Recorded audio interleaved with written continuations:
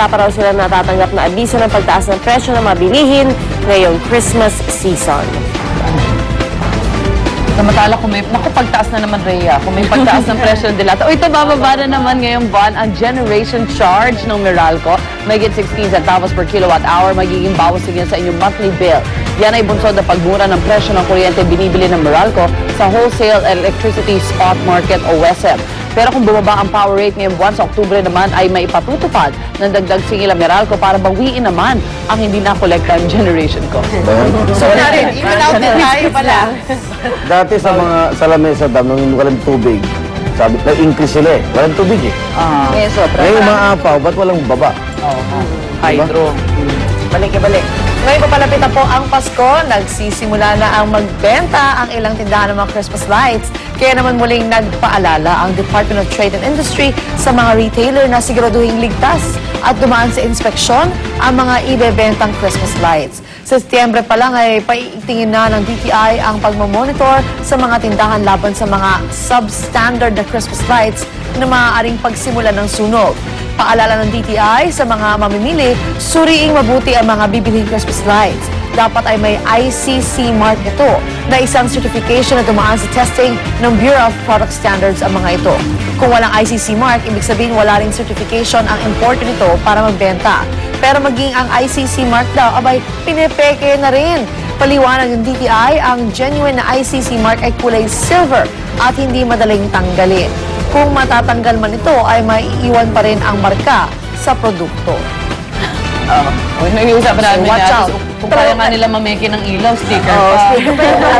Ganun lang yan, lakos. Samantala, sinilip naman ni Bagong Henerasyon Party List Representative Bernadette Herrera D ang singil sa tubig ng ilang water concessionaire. Git niya, sobra raw ang singil ng mga ito. Sa ngayon kasi mahigit 30 pesos ang singil para sa kada cubic meter ng tubig. Ayon sa kanya, dapat daw kasi ay nasa 20 pesos lamang ang singil sa kada cubic meter ng tubig. Paliwanag pa, may improvement projects ng dalawang kumpanya na di ba man daw sinisimulan ay kinukwenta na raw sa singil sa mga customer.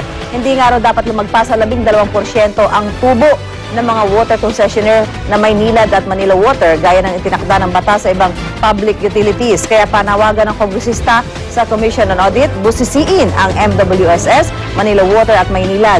Depensa naman ni MWSS Chief Regulator Manuel Quezon, ang anuang singil ay napagkasunduan na noon pa man. Samantala, nakabinbin ngayon sa Kamara ang panukalang batas para sa pagbubuo ng isang Independent Water Regulatory Commission.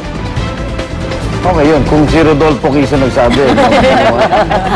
Si ano pala eh. Pero ba't gano'n, hinahayaan maningil? Oo nga. Sobra-sobra. Paano niya nalaman na? Kasi dumadaan po yun sa mga regulatory bodies. Diba? Okay, sa ibang balita naman, sa mga araw-araw na pasahero ng taxi, makailang beses ba kayong yung hindi nasusuklian, no? O kaya na yung keep the change na lang. Ayan.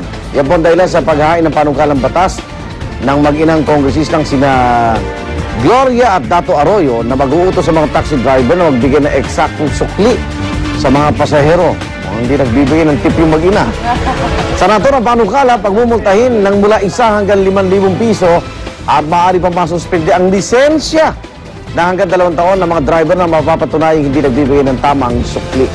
Pero pagtatanggol ng ilang driver ng taxi, ugali naman raw nilang magsukli, yan daw ay kung may barya.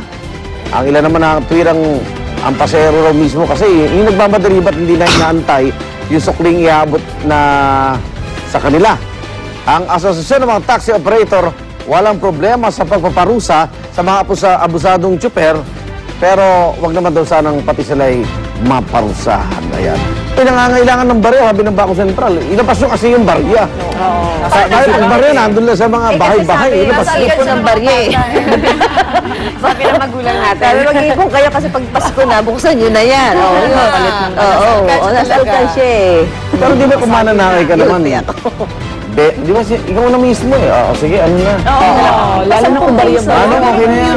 Kung galing naman sa ano, wala na silang magagawa. Tsaka, sino lang ba yung magre-reklamo? Yung hindi nasuklian, di ba? So, kumbaga kung ikaw nagbigay ng tip, hindi ka na talaga magkukumpara. Kung siguro sukli mo 50 pesos, habulin mo. Oo naman. 5 piso, di ba? Kaya nga sabi, barya lang sa umaga eh. Hanapin niyo yung taxi na may paninda para kahit mentor. Candy na lang. Candy na lang.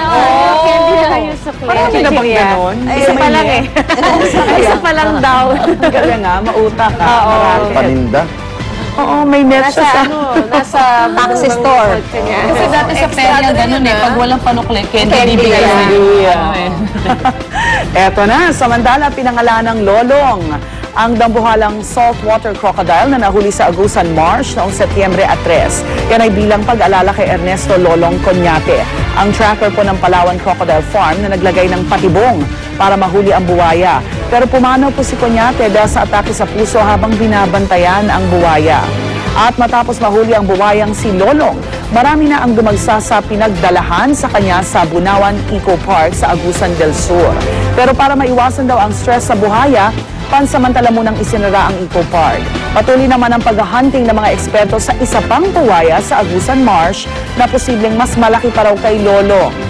Pero di tulad po ng unang hinala na may asawa siya, posibleng lalaki rin daw ang pag-alagalang buwaya ayon sa Protected Areas and Wildlife Bureau. Paano kayo nila na-decide yun? Baka lalaki. Hindi baka babae, baka asawa. Hindi, baka lalaki. Kasi ang hirap yata makita yung gender ng buhaya. Di ba pag pag may segment tayo dito na... Ito, may tag na yan. Lalagyan lang siya ng tag. Alam na ng lalaki. So, kailangan tingnan natin in the next few months kung lalabas pa yung... Ano yan? Anak Okay ko. na, ano sila, mas malaki kay Lolong, si Tulong. Ganda na ka. I like Si Lolong kasi naglagay ng mga pasilidad. Yan, kaya lang, kinamatayan na niya. Hindi niya yata nakita ng Lolong yan. Inatake siya. Okay, pasadaan natin ang mga aksyong balita sa mga ito. Narito na ang Ronda Reports.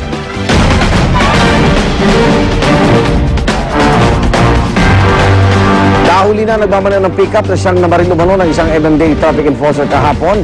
Positibo ring kinilala ng nakasaksi sa insidente.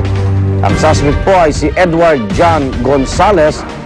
Naisulat po kasi ng biktimang si Larry Friala, yung plate number ng sasakyan, na siyang naging daan upang agad na matuntun ng suspect sa tirahan sa Makati. Tumangking sa mailalim sa paraffin test si Gonzales, apat na tama ng bala ang natamo po ng traffic enforcer na si Friala. Dinala po siya sa ospital at kasalukuyang nagpapagaling.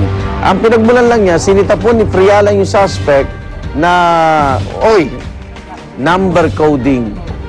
Yan, mukhang hindi ka pwede ngayong bumiyahe, patasakali ka. Yun, ang sagot sa niya, barel. Inat ng ulo niya. Pwede pa siya sa paraffin test? Pwede. Di ba pwede pilitin yun? Kasi suspect siya eh. Hindi, ano yun, rights niya yun.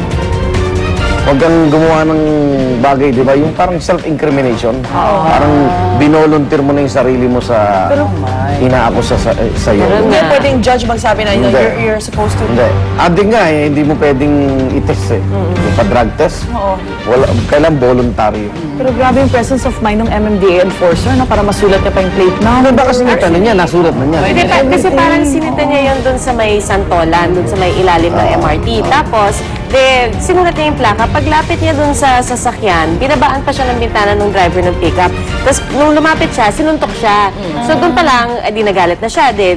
Hinabol siya. Pero yun, sinulat niya yung plaka. Nauna na Tapos, yun. hinabol yung, humarurot paalis yung pickup. Hinabol niya. Tapos, dun, inabot na sila dun sa Florida Street. Malayo-layo rin yun mula dun sa Santolan. Parang hinarang niya yung motor niya. Tapos, pagbaba niya, yun, binaril na siya. Ay, pakayapang. Oo. Bata pa eh, di ba? Kagabi nakita ko bata pa. Kala ko rape victim eh.